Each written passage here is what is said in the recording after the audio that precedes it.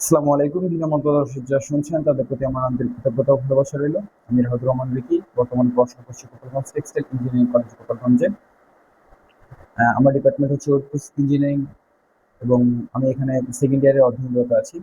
তো আজকে বুটিক সুদীপ্ত যে 10টি টেক্সটাইল ইঞ্জিনিয়ারিং কলেজ রয়েছে, সেখানকার 2025-26 সেশনের শিক্ষার্থীদের ওরিয়েন্টেশন প্রোগ্রাম শেষ হয়ে গেল। তো তাদের উদ্দেশ্যে মূলত কিছু কথাবার্তা বলবো। তো প্রথমত হচ্ছে এখানে ভর্তি হয়ে বেশ অনেকে হয়তো বা হতাশ থাকতে পারো যে ভেবেছিলাম বুয়েট, বুটেক্স, মেডিকেল বা Dhaka university, Rajshahi university, Chittagong university এসব বড় বড় জায়গায় পড়বা, কিন্তু দিন শেষে আসলে টেক্সটাইল ইঞ্জিনিয়ারিং কলেজগুলোতে পড়তে হচ্ছে। একটু খারাপ লাগাটা স্বাভাবিক ব্যাপার। তবে আমি বলবো এখান থেকে আসলে হতাশ হওয়ার কোনো কারণ নেই বা খারাপ লাগার কোনো কারণ নেই। এখান থেকেও তোমার ভালো কিছু করার সুযোগ রয়েছে, অপরচুনিটি আছে। এবং আমাদের এখানে যারা পুরাতন টেকগুলোতে যারা রয়েছে তারা, আমাদের যারা সিনিয়র ভাই রয়েছেন তারা অবশ্যই ভালো করেছেন এবং ভালো করার নজির আছে। তো সর্বপ্রথম বলি, একটা বুটেক্সের যে শিক্ষার্থী, সে 4 বছর পড়াশোনা করার পর তার সার্টিফিকেটের যে মান এবং তুমি এখান থেকে পড়াশোনা করার পর তোমার 4 বছর পর যে সার্টিফিকেট পাবে তার মান দুটা সেম। তারপরেও আমাদের বেশ কিছু লিমিটেশন রয়েছে, যেমন আমাদের স্থায়ী শিক্ষকের ঘাটতি রয়েছে, তবে সেগুলো গেস্ট টিচার দ্বারা ফিল আপ করার চেষ্টা করছে। এছাড়াও আমাদের ল্যাব ফেসিলিটি, বুটেক্সের ল্যাব ফেসিলিটির মতো এতটা অবশ্যই উন্নত নয়, সেখানেও কিছুটা লিমিটেশন রয়েছে। সেগুলো বিভিন্ন উপায়ে সমাধান করার চেষ্টা করা হচ্ছে বা বিভিন্ন উপায়ে কার্যক্রম চালানো হয়, ম্যানেজ করা হয়।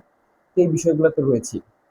তবে কেউ যদি চায় বা কারো যদি আগ্রহ শক্তি বা ইচ্ছা শক্তি থাকে যে না আমি এখান থেকেও ভালো কিছু করবো, এত লিমিটেশনের থাকা সত্ত্বেও কিন্তু ভালো কিছু করা সম্ভব যদি তোমার ইচ্ছা শক্তিটা থাকে। তুমি বিভিন্ন উপায়ে ভালো কিছু করতে পারবা, অথবা কোনো সিনিয়রের হেল্প নিয়ে বা স্যারদের হেল্প নিয়ে তুমি পারবা। তবে সবচেয়ে যেটা দরকার সেটা হচ্ছে তোমার ইচ্ছা শক্তি বা আগ্রহ শক্তি। হয়তোবা তাদের অপরচুনিটি একটু বেশি থাকে, আমাদের অপরচুনিটি একটু কম থাকে, এটা হচ্ছে তফাৎ। তবে শত লিমিটেশন থাকা সত্ত্বেও কিন্তু একটা মানুষ যদি চায় সে অবশ্যই ভালো কিছু করতে পারে। তা না হলে ধরো একটা রিক্সাওয়ালার ছেলে বা একটা শ্রমজীবী মানুষের ছেলে বা একটা কৃষকের ছেলে আমরা যে শুনি যে সে বুয়েটে চান্স পেয়েছে, মেডিকেলে চান্স পেয়েছে বা বিশেষ ক্যাডার রয়েছে, তাহলে তারা হয়তো বা এগুলো কোনোদিনও সম্ভব হতো না তাদের দ্বারা। তো সেটাই বলতেছি। এছাড়াও তোমাদের উদ্দেশ্যে বা ভার্সিটি লাইফ বা ক্যাম্পাস লাইফের শুরু থেকে তোমাদের জন্য যে 4টা পয়েন্ট আমি কথা বলবো, সেটা হচ্ছে প্রথম যে পয়েন্টটা সেটা হচ্ছে সিজি। হয়তো বা তোমরা অনেকে শুনে থাকবে যে ভার্সিটি লাইফ বা ক্যাম্পাস লাইফে আসলে সিজি ওরকম ম্যাটার করে না বা সিজি ডাজেন্ট ম্যাটার, এরকম একটা মানে মিথ প্রচলিত আছে। তো আসলে ব্যাপারটা তা না। তুমি এখানে পড়াশোনা করতে আসছো, অবশ্যই রেজাল্টের একটা মূল্যায়ন থাকবে। রেজাল্টে যেহেতু পড়াশোনা করতেছো, রেজাল্টের মূল্যায়ন আগেও ছিল, এখনো থাকবে, সামনেও থাকবে। হ্যাঁ? তো অবশ্যই তোমরা ভালো করে পড়াশোনা করবে এবং সিজিটা যতটা সম্ভব ভালো রাখার চেষ্টা করবে। কারণ তোমাকে কিন্তু মানে ইনিশিয়াল পর্যায়ে হয়তো বা তোমাকে কিন্তু এই রেজাল্টের মাধ্যমে জাজমেন্টটা করা হবে। তো সিজি অবশ্যই গুরুত্বপূর্ণ, ভালো করে পড়াশোনা করবে এবং সিজিটা যথেষ্ট পরিমাণ হাই রাখার চেষ্টা করবে। দ্বিতীয়ত হচ্ছে তোমার যে স্কিলগুলো রয়েছে, স্কিলগুলো অবশ্যই ডেভেলপ করার চেষ্টা করবে। যেমন তো আমি যদি কম্পিউটার স্কিল বলি, ভিডিও এডিটিং বা পোস্টার ডিজাইনিং বা গ্রাফিক্স ডিজাইনিং, বা ধরো কেউ যদি ওয়েব ডেভেলপমেন্ট করতে পারো, বা ধরো তোমার যে স্পিকিং ইংলিশের, ইংলিশ বলার যে ফ্লুয়েন্সিটা, এটা কার কত বেশি ফ্লুয়েন্ট আছে। এরপর তোমার ভালো করে বা পাবলিক স্পিকিং যেটা আছে সেটা। এছাড়াও যে বিভিন্ন ধরনের যে স্কিলগুলো রয়েছে তোমরা চেষ্টা করবে হচ্ছে নিজের যে স্কিলগুলো রয়েছে সেগুলোকে আরো ডেভেলপ করা, ইমপ্রুভ করা। হ্যাঁ, এটা তোমাকে সামনে অনেক বেশি মাত্রায় হেল্প করবে। এরপরের ব্যাপারটা বলবো হচ্ছে সেটা হচ্ছে আর্নিং সোর্স।